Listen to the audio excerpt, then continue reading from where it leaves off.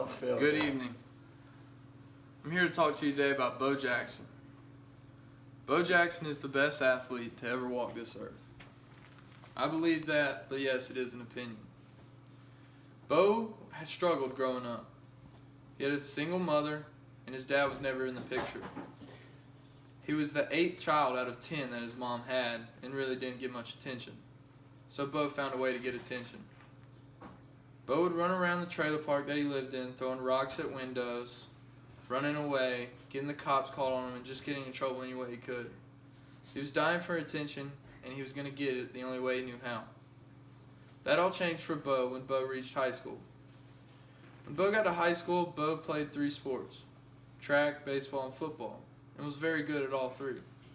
He was a 2-time state champion track, he was a 3-time state champion football, and he was a 2-time state champion baseball. Growing up in Bessemer, Alabama, which was a huge place with tons of talent, he stood out like you would never imagine. Bo was an amazing athlete and even better person by the time he got done with high school.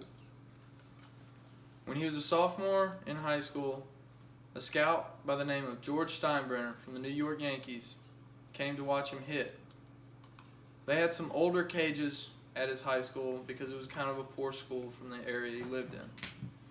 The first pitch he gets thrown in BP, he hits one out the back right corner and knocks the entire thing down. Steinbrenner left right there, and he got the call his senior year, drafted in the 2nd round by the Yankees. Bo turned that down to go play football for Auburn.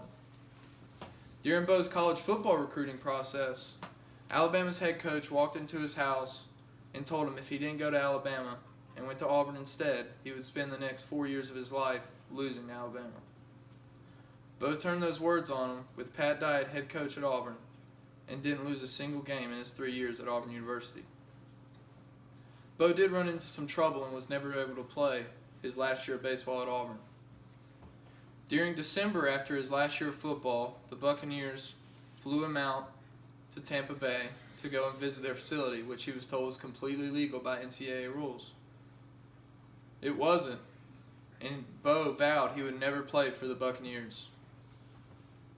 Tampa Bay didn't care, and they drafted him anyways. 1st round, 1st pick overall.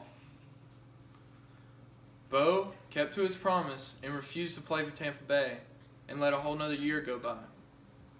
Bo then gets drafted in the 7th round by the Los Angeles Raiders, decides to play for him, and then he also gets drafted in the 7th round by the Kansas City Royals.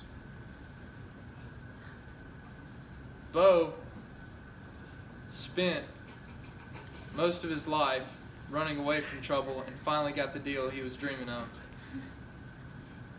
Bo's first 2 years were rough, but he kind of just dealt with having a bad team and having to go around it. Still, there were glimpses of how amazing he could be on the field. Bo was a great athlete and had a great football career by the time it was all said and done. In 1989, he made his first All-Star game as a baseball player in the MLB, and then in 1990, he follows up and makes his first Pro Bowl. Halfway through the season, in 1991, the Los Angeles Raiders football season, Bo Jackson tears his hip and goes down and no one thinks anything of it. His hip surgery had to be so bad that he could never play again the sport of football. Bo continued to try and play baseball, but he was just never the same. Bo's great career was cut short, but he was still the only athlete to ever play in an All-Star game in 2 major sports in the history of the world. Bo also won the 1985 Heisman Trophy. He was a 3-time consensus All-American. He was All-SEC and the UPI Player of the Year. Bo Jackson also did a Nike ad, which is one of the biggest Nike ads to ever be done, in 1987 with Nike, called Bo Knows. So, Bo, I'm done. Show them. Thank you.